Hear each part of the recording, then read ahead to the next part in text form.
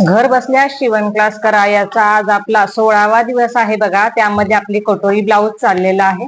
तर बघा बिना अस्तरचा कटोरी ब्लाऊज चाललेला आहे आणि इथं आपण पेपर कटिंग कालच्या भागामध्ये बघितलेली होती. आता ही पेपर कटिंग ब्लाऊज पिसावरती कशा पद्धतीने मांडायची, कोणते पार्ट किती वाढवायचे ते आपण बघणार आहोत आणि पूर्ण पेपर कटिंग ब्लाऊज पिसावरती मांडून पीस कट करून घेणार आहोत. त्यामुळे व्हिडिओ शेवटपर्यंत नक्की बघा. तुम्हाला छोट्या छोट्या टिप्स आणि ट्रिक मी इथे सांगणार आहे. तर नमस्कार, मी Poonam blouse cutting in Marathi या चॅनलवरती तुमच्या सर्व स्वागत आहे. तर चला बघा, ही पेपर कटिंग आपण कालच्या घर बसल्या शिवण क्लासचा 15वा जो दिवस आहे त्यामध्ये आपण कटिंग केलेली आहे. आणि त्याच्यानंतर आता बघा आपण ही पेपर कटिंग ब्लाऊज पिसावरती मांडून कशा पद्धतीने कटिंग करायची हे आपण बघणार आहे. तर बघा, या पद्धतीने पूर्ण ब्लाऊज पीस मी हातरून घेतलेला आहे आणि त्याच्यानंतर आपल्याला ही पेपर कटिंग जी आहे ती अशा पद्धतीने मांडून घ्यायची आहे. तर बघा, अशा पद्धतीने खालच्या साईडने तिरकं जर होत असेल तर ते आपण कट करून काढायचं आहे. हा ब्लाऊज पीस जो आहे तो खालच्या साईडने म्हणजे या साईडने जर एकसारखा नसेल तर तो एकसारखा करून घ्यायचा आहे. बघा,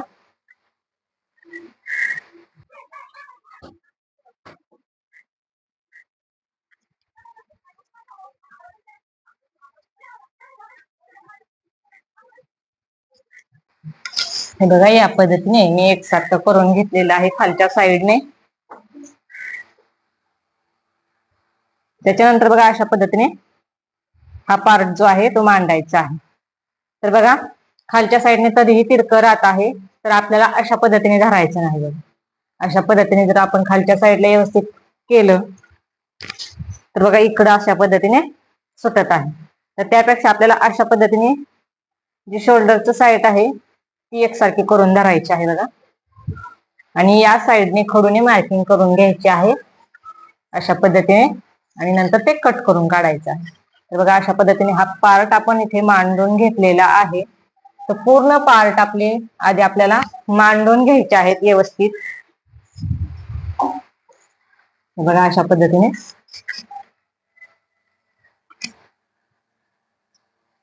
जिथं ऍडजस्ट होतील तिथं पार्ट आपल्याला ठेवायचे आहेत, जेणेकरून आपल्याला पूर्ण पार्ट ठेवून जागा पुरेल अशा पद्धतीने. हे बघा, अशा पद्धतीने पार्ट ठेवायचे आहेत. त्याचबरोबर तुम्हाला कोणते पार्ट वाढवायचे आहेत ते सुद्धा मी सांगणार आहे. बघा, या पद्धतीने मांडून घ्यायचं आहे अशा पद्धतीने. बघा, आणि आता स्लीव्ह साठी या साईडला जागा आहे. आता हे पार्ट जे आहेत ते आपण खडूने आखून घेणार आहोत. तर बघा, सर्वात आधी जी साईड आहे ते आखून घेऊ. बघा, या पद्धतीने.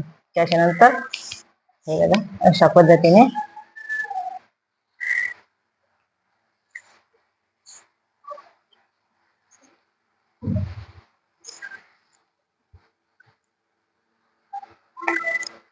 हे बघा, अशा पद्धतीने एकदम चिटकून घ्यायचा आहे कारण आपला बिना अस्तरचा ब्लाऊज आहे हा. त्याचबरोबर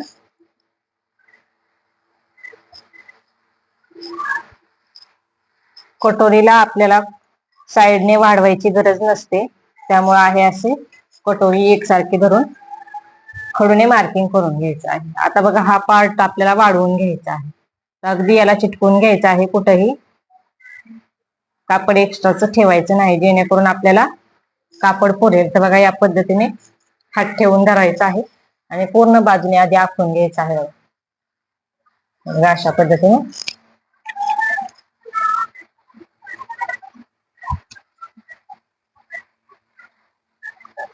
पूर्ण बाजूने आखून घेतलं. आता या साईडने आपल्याला कटोरी जॉईन करण्यासाठी वाढवून घ्यायचं आहे कापड. तर बघा, किती वाढवून घ्यायचं आहे, अगदी 1/2 इंच 3 रेषा एवढं, जेवढं आपण शिलाई मार्जिन घेतो एवढंच वाढवायचं आहे, जास्त वाढवायचं नाही. बघा, अशा पद्धतीने. आलं लक्षात? आणि त्याच्यानंतर हे बघा अशा पद्धतीने आपल्याला हे ठेवायचं आहे. खालच्या साईडने आपल्याला हे वाढवून घ्यायचे आहे, पण इथे कापड एकसारखं नाही, त्यामुळे बरोबर एवढं मी 1.5 इंच सोडलेलं आहे बघा. आणि अशा पद्धतीने ही क्रॉस पट्टी आखून घ्यायची आहे.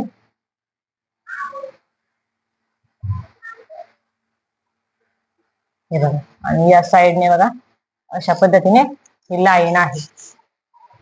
तर बघा इथे आपले 4ही पार्ट आखून झालेले आहेत. आणि आता आपण हे पार्ट जे आहेत ते काढून घ्यायचे आहेत बघा. बघा, आणि आता आपण हे कटिंग करून घेऊ, त्याच्यानंतर स्लीव्ज मांडू. तर बघा हे कटिंग करून घेसपर्यंत मी तुम्हाला ब्लाऊजच्या ज्या छोट्या छोट्या टिप्स असतात त्या सांगते, त्या तुम्ही फॉलो करायच्या आहेत. तर बघा कटिंग सुद्धा तुम्हाला फास्ट मध्ये जमणार नाही, त्यासाठी तुम्हाला प्रॅक्टिसची गरज आहे. ती प्रॅक्टिस तुम्ही चालू ठेवायची आहे. पेपर कटिंग जास्त करायची आहे आणि नंतर 1 ते 2 3 अशा पेपर कटिंग करायच्या आहेत आणि नंतर ब्लाऊज वरती त्या मांडायच्या आहेत. त्याचबरोबर ब्लाऊज सुद्धा तुम्हाला जास्त शिवायचे आहेत, तुमच्या मापाचेच.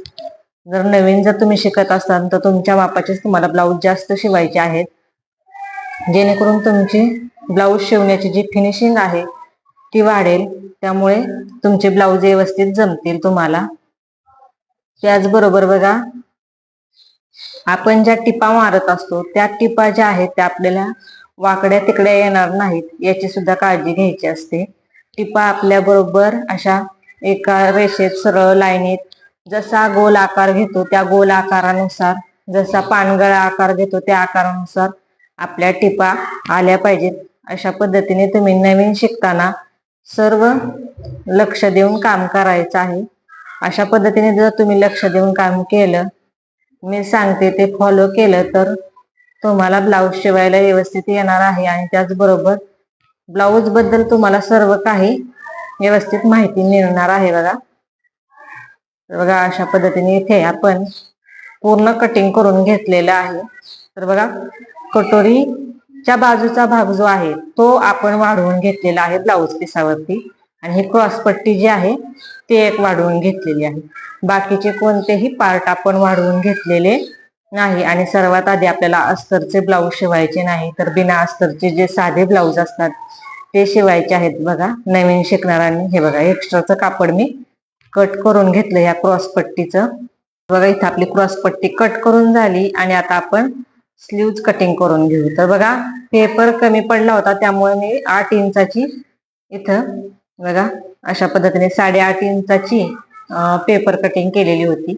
पण आपल्याला ही पेपर कटिंग लागणार आहे 10 इंचाची, कारण तयार बाही जी आहे ती 8 इंचाची आहे आणि 2 इंच त्यामध्ये शिलाई मार्जिन असणार आहे, कारण आपला बिना अस्तरचा ब्लाऊज आहे. तर बघा अशा पद्धतीने तुम्हाला इथे मी एक स्ट्रिक दाखवते. तुम्ही कोणत्याही उंचीची पेपर कटिंग बाहीची करा. ते बघा खालच्या साईडला तुम्ही अशा पद्धतीने कापड एक्स्ट्राचं घ्यायचं आहे, जेवढं तुम्हाला लागतंय तेवढं, आणि वरच्या साईडला ती बाही मांडायची आहे. आणि अशा पद्धतीने तुम्ही कापडावरती बाही वाढवून घेऊ शकता. हे बघा इथं अशा पद्धतीने मी पूर्ण बाही वाढवून घेतलेली आहे. तर बघा खालच्या साईडने जेवढं मी वाढवून घेतलेलं आहे ते तिरकं कट केलेलं आहे. बघा तिरकं कट अशासाठी करायचं आहे जेणेकरून आपण ज्यावेळेस तिथं पट्टी तयार करूये, बिना अस्तरच्या ब्लाऊजला आपण दंडाला पट्टी तयार करतो, तर ती पट्टी फिनिशिंग मध्ये यावी यासाठी तिरकं कट करायचं आहे. बघा तर इथं पूर्ण पेपर कटिंग ठेवून बाही मार्किंग करून झालेली आहे आणि आता आपण ही कट करून घेऊ. बघा या पद्धतीने कट करून घ्यायची आहे. हे बघा अशा पद्धतीने तिरके कट करायचे आहे, यामुळे पट्टीची जी फिनिशिंग आहे ती व्यवस्थित येते, पट्टीला चुन्या पडत नाहीत. बघा अशा पद्धतीने तिरकं कट करायचं आहे. जी धुमड पट्टी असते आपली ती फिनिशिंग मध्ये येते, यासाठी अशा पद्धतीने बाही कटिंग करायची आहे. तर इथं आपली बाही कटिंग झालेली आहे. याच्यानंतर आता आपण बघणार आहोत हुक आयच्या पट्ट्या, त्याचबरोबर क्रॉस पट्ट्या जे गळ्याच्या साईडने लावायला लागतात, आणि हुक आयची पट्टी जी आपल्याला ब्लाऊजला हुक आणि लूक करण्यासाठी लागत असतात त्या. तर बघा ह्या घेतलेल्या आहे. ही पट्टी आपण हुकायसाठी वापरणार आहोत आणि आता याच्यावरती आपण क्रॉस पट्ट्या काढणार आहोत ज्या आपल्याला तिरक्या कापडातल्या लागतात. तर बघा इथं मला कापड कमी पडलेलं आहे, तर इथे मी छोट्याशा कापड्यात काढत आहे तिरक्या पट्ट्या. तर बघा 1.5 इंचाच्या इथे मी पट्ट्या ह्या तिरक्या काढत आहे. हे बघा या पद्धतीने. आणि आपल्या गळ्याचं पाठीमागचा जो पार्ट आहे त्याच्या सुद्धा गळ्याचे कापड निघत, त्याच्यात सुद्धा आपण तिरक्या पट्ट्या काढून घेणार आहोत. गळपट्टीसाठी आपल्याला वेगवेगळ्या कलरचं कापड वापरायचं नाही. बघा जो गोट आपण तयार करतो तो आपला बरोबर याच कापडातला झाला पाहिजे. तुम्ही बाकी दुसरीकडे कोणतंही कापड लावू शकता, म्हणजे क्रॉस पट्टीसाठी जी कमरेची क्रॉस पट्टी असते आपण त्याच्यासाठी तुम्ही वेगळं कापड लावू शकता, पण गळपट्टीसाठी आपल्याला हेच कापड ठेवायचं आहे. बघा या पद्धतीने इथे क्रॉस पट्ट्या कट करून झालेल्या आहेत. तर पूर्ण कटिंग आपली इथं झालेली आहे. तर आपल्याला क्रॉस पट्ट्या हे 4 लागत असतात, तर मी दुसऱ्या कापडावरती त्या काढून घेणार आहेत. तर बघा या पद्धतीने पूर्ण पार्ट मी तुम्हाला दाखवत आहेत आपण कटिंग केलेले. हे बघा या पद्धतीने ही कटोरी कट करून घेतलेली आहे आपण. अशा पद्धतीने बघा ही स्लीव सुद्धा आपण कट करून घेतलेली आहे. हे बघा या पद्धतीने पूर्ण कटिंग आपली झालेली आहे. क्रॉस पट्टीचं म्हणतात तर आपल्याला क्रॉस पट्ट्या ह्या 4 लागत असतात, पण कापड कमी पडलेलं आहे त्यामुळे आपण क्रॉस पट्टी ही दुसऱ्या कापडावरती काढून घेणार आहोत. पण ते तुम्हाला मी नंतर दाखवेल ज्यावेळेस आपण ब्लाऊज शिवायला घेऊ त्यावेळेस. तर बघा या पद्धतीने इथे आपण पूर्ण कटिंग पेपर कटिंग जी आहे ही ब्लाऊज पिसावरती मांडून कटिंग करून घेतलेलं आहे. तर व्हिडिओ शेवटपर्यंत बघितल्याबद्दल तुमच्या सर्वांचे खूप खूप धन्यवाद. व्हिडिओ जर आवडला तर व्हिडिओला एक लाईक नक्की करा.